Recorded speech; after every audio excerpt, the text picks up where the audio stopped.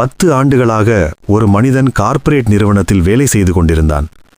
அவனுடைய வாழ்க்கை ஒரு இயந்திரம் போலவே மாறிவிட்டது. சந்தோஷமும் அமைதியும் எங்கோ தொலைந்து போனது. ஒரு நாள் அவன் ஒரு முடிவு எடுத்தான். ஒரு வார விடுப்பு எடுத்தான். மொபைலை ஆஃப் செய்தான். எந்த இலக்கும் இல்லாமல் ஒரு பேருந்தில் ஏறினான். 3 நாட்கள் பயணம். நகரங்கள் மாறின, சாலைகள் மாறின.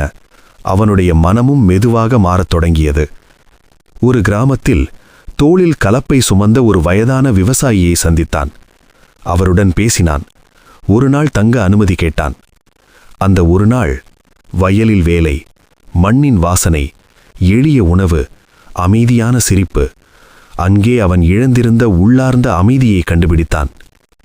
அடுத்த நாள் அவன் வேலைக்கு திரும்பவில்லை, மாறாக வாழ்க்கையை தேர்ந்தெடுத்தான். இயந்திர வாழ்க்கையை விட்டுவிட்டு மண்ணோடு இணைந்த ஒரு விவசாயியாக மாறினான்.